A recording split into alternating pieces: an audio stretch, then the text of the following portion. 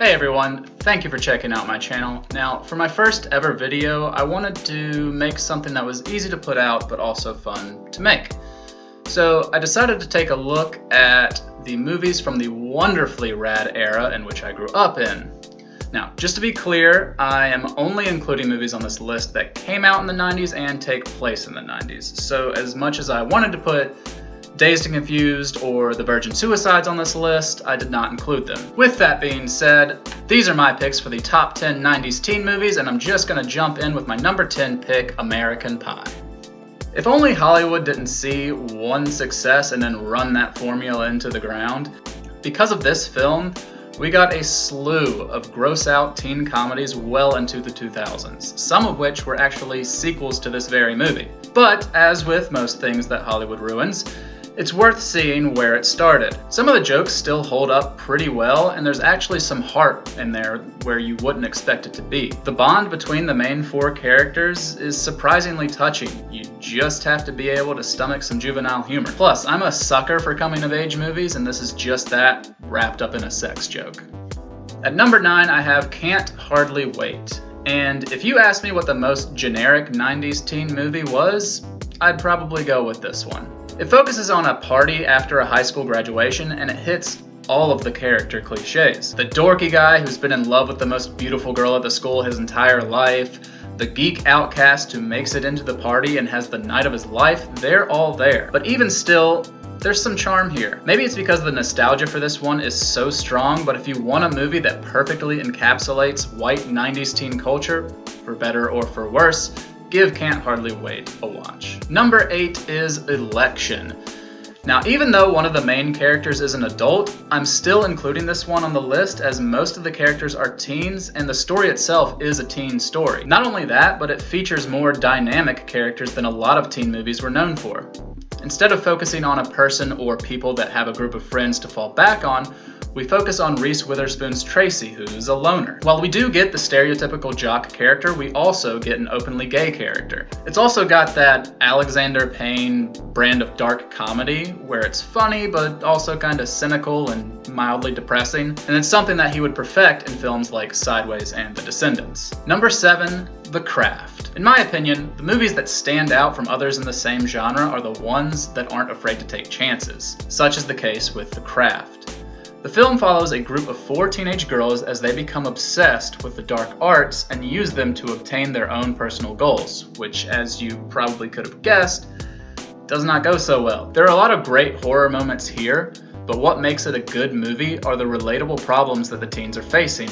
One girl is self-conscious about the scars on her back, so she casts a spell for beauty. One girl is being bullied and causes her tormentor to lose all of her hair.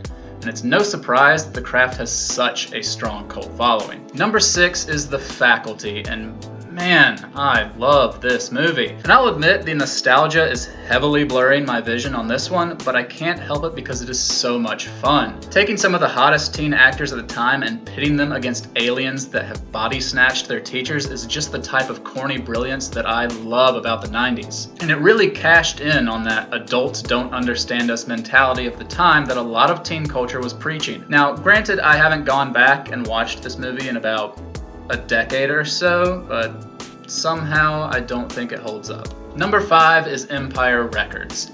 I absolutely adore this movie. The soundtrack, the fashion, the lingo, the fact that it takes place in an actual, genuine record store. This movie just screams 1995. And while I love this movie for those reasons, I also love it for tackling some serious teen issues.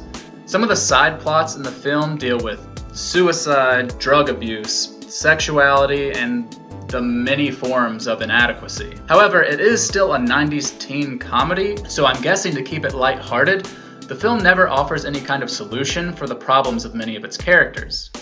And for some of these problems, there is no real solution. They all just sort of end up fine at the end. But I still commend it for including those issues and trying to talk about it at the time. Plus, it's just so much fun to watch. Number 4, 10 Things I Hate About You. Now we're getting into the really great movies on this list. Movies that I would not only recommend because of their 90s nostalgia factor, but also because they are just good movies. If you haven't seen 10 Things I Hate About You by now, I definitely recommend it. It's loosely based on Shakespeare's The Taming of the Shrew, and it's got that classic romantic comedy feel to it, but it's also mixed with all of the culture that came with the 1990s. While a lot of teen movies at the time were trying to see who could do the same thing better, this movie takes a classic story and upgrades it for a modern audience, most of whom which were not familiar with the story it was retelling. This made it seem fresh and new.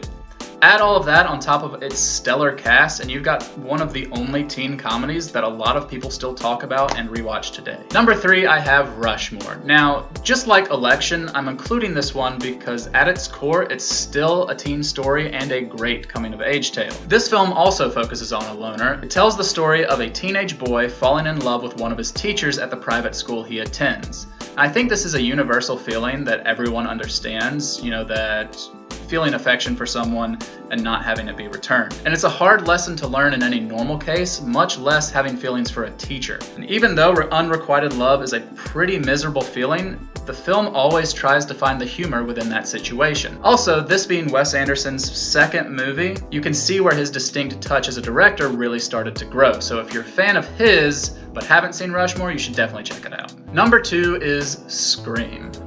I do feel a little biased putting this one up so high since it's one of my favorite slasher movies of all time, but at the same time, I do feel justified for it. Not only did it take a genre that was basically dead and revitalize it, it also added something new to it. In fact, it added a lot new to it. Who would have thought that the creator of Dawson's Creek teaming up with Wes Craven, one of the all-time great horror directors, would bring us one of the best films of the 90s? Horror used to be one of the only places where you could have such a strong and dynamic female lead, and we get exactly that in Neve Campbell's Sidney. But beyond that, all of her friends feel like well-fleshed out characters too. Whereas in my opinion, a lot of the side characters in older slasher films were pretty much only there to have a good death. And in Scream, you truly care who makes it and who doesn't. And number 1, of course, is Clueless. You can't have a list about 90s teen movies and not talk about Clueless. It is literally impossible. Undoubtedly making it near the top of everyone's list for these types of movies, the following behind Clueless is enormous. While the fashion, the quotes, and the humor inside of this film would be enough to cement it in pop culture history, the film also has something much more special going for it. Much like Molly Ringwald's Claire before her, Alicia Silverstone's Cher sees the pampered and materialistic princess archetype explored in unique ways. It was portrayals like this that gave these characters much needed depth that was sadly missing in other movies from the genre. And that's my list. I hope you guys enjoyed it. Please leave a comment down below and tell me what your favorite 90s teen movie is. And if you liked this video, be sure to subscribe so you can see more like it. Thanks, and I will see you all very soon.